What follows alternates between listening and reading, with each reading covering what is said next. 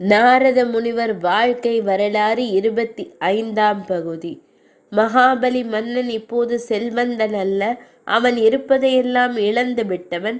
திருமாலிடம் அனைத்தையும் தானம் செய்து பெரும் பேறு பெற்று அவரது திருவடியால் அழுத்தப்பட்டு பாதாள லோகத்திற்கு சென்று விட்டவன். நாரதரை கண்டதும் சுயரூபம் அடைந்து அவரை வரவேற்றான். மகாபலி, உன் வரவேற்பு பலமாகத்தான் இருக்கிறது. ஆனால் இந்த வரவேற்பு ஏதோ செயற்கையாக தோன்றுகிறது. உன் முகத்தில் கவலை ரேகை தெரிகிறது. உன் குலகுரு சுக்ராச்சாரியாரின் சொல்லை கேட்காமல் திருமாலிடம் எல்லாவற்றையும் இழந்ததை எண்ணி கவலையில் இருக்கிறாயோ என்றார் நாரத மாமுனிவர்.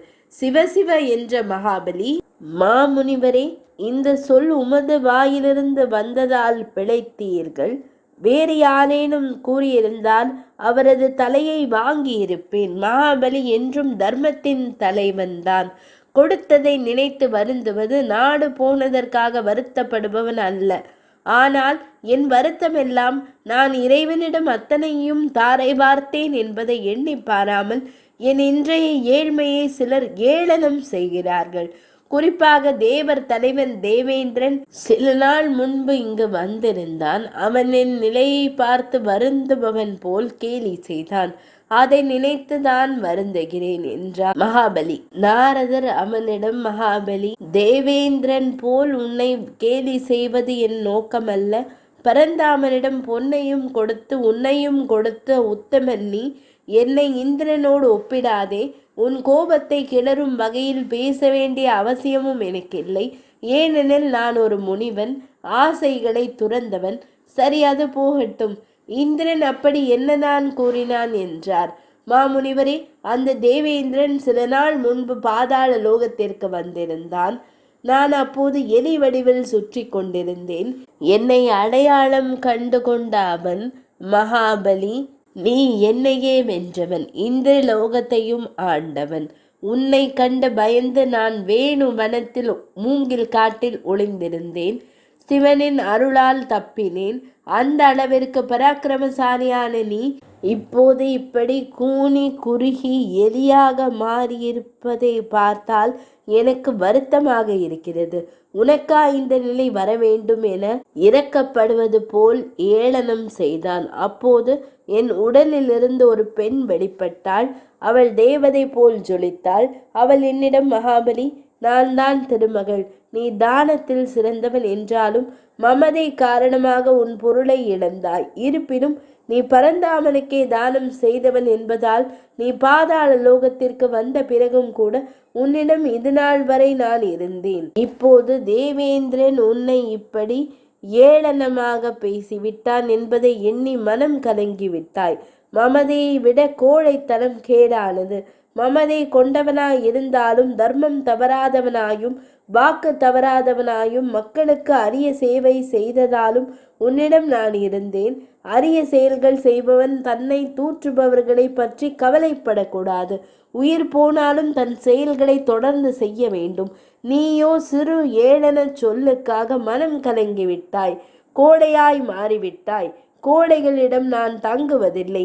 இதோ இந்த இந்திரனுக்கு இப்போது நல்ல நேரம். நான் அவனுடன் இனி இருப்பேன் என்று கூறி இந்திரனுள் புகுந்தாள் லக்ஷ்மி தேவி. தேவேந்திரன் சந்தோஷமாக திரும்பினான். எனக்கு செல்வம் போனது பற்றி வருத்தமில்லை. இன்று ஒருவரிடம் இருக்கும் செல்வம் நாளை இன்னொருவருடையதாகிறது. ஆனால் என்னை கோடை என்று வர்ணித்தாளே திருமகள், அந்த சொற்களைத்தான் தாங்க முடியவில்லை என கூறி கண்ணீர் வடித்தான். நாரதர் அவனை தேற்றினார். மகாபலி, யாவருமே தூஷணைக்குரியவர்கள் அல்ல.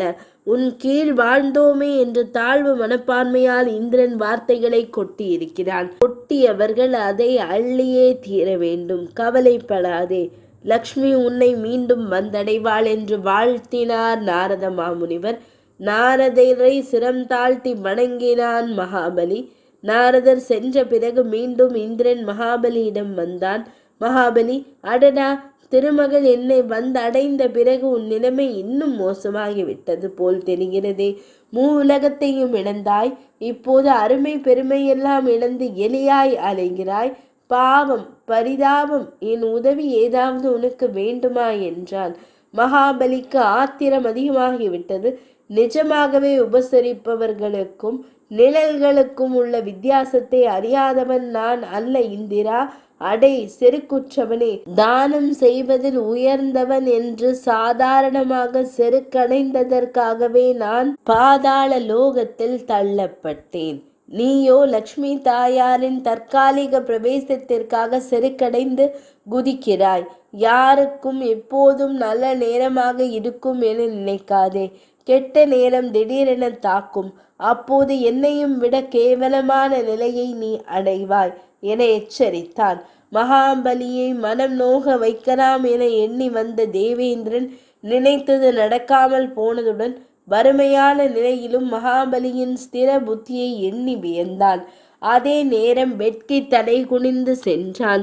நாரதர் அவன் முன்னால் தோன்றினார்.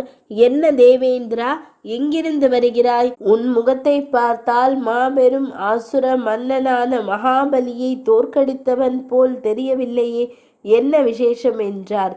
தான் எங்கிருந்து வருகிறோம் என்பதை அறிந்துதான் நாரதர் கேலி செய்கிறார் என்பதை தேவேந்திரன் புரிந்து கொண்டான். 25ஆம் பகுதி நிறைவடைந்தது.